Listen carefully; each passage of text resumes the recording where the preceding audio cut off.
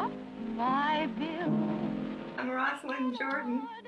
My mother came alone. She did not come with her family, and her mother encouraged her to be the one to go. Her father didn't like America. He had been there. I don't know how or why he came. It seems that had something to do with military.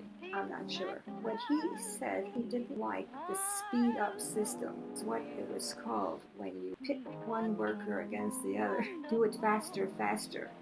And in fact, he used to have like a little routine that he did. So he was a very serious man, but he could crack up sometimes, or crack you up. Say like if you were painting. In Russia, he says you can go like this, and he'd sing a little song. Hey, yeah.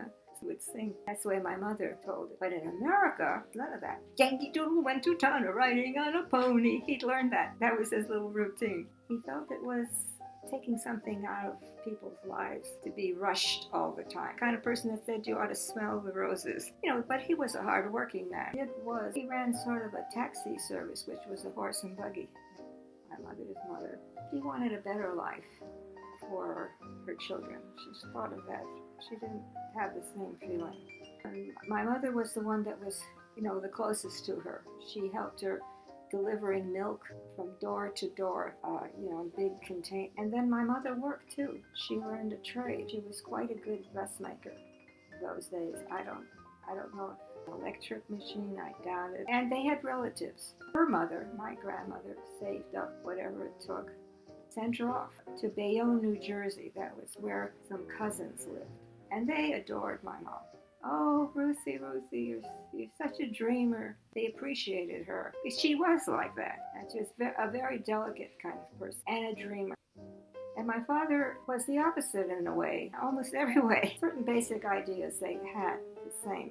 He was a very domineering, macho type, and judgmental too. So he said that he was never leaving the family and going off, because a lot of people did the same thing as my mother's mother did, send one off, or maybe two, because they couldn't afford to send more. My father said he thought this was terrible to not do this. I wouldn't leave my family. It was consistent. When they did come, they came together. My mother came as soon as she was settled in New York. She got a job in a factory. She worked as a dressmaker. She was very active with the union. And the union in those days offered a lot of interesting opportunities to the members just to develop their ideas, different things like the arts. Whatever was recommended to read or music to listen to, she was very quick to pick up on that. I think part of it is coming from a big city. She always talked about these Italian girls. We girls, it was always girls. Well, they were practically girls. They would say, "Come on, Ruthie, come with us to the opera. You'll love it." On Saturday, they took off for the opera. This became a habit. At the Metropolitan Opera, there was standing room only. You were very close to the stage. You could hear the best opera. And my mother just fell in love with opera. She just loved it. And she always would say, as far as the kind of job that she had, she didn't want to work at a really lowbrow kind of sewing. They made very inexpensive clothes. And she said, these big stitches, they'll fall apart. She didn't like to do that. She wanted to do higher quality. Was successful at that. She never made a lot. And she valued the fact that she worked, and she did not want to be a stay-at-home mother. She also had felt very much that she should get out and do things as a woman, go to meetings and go to different things that interested her, and resented that my father, he could talk a good talk about being pro-women's rights and all that, but in his action, that was something else.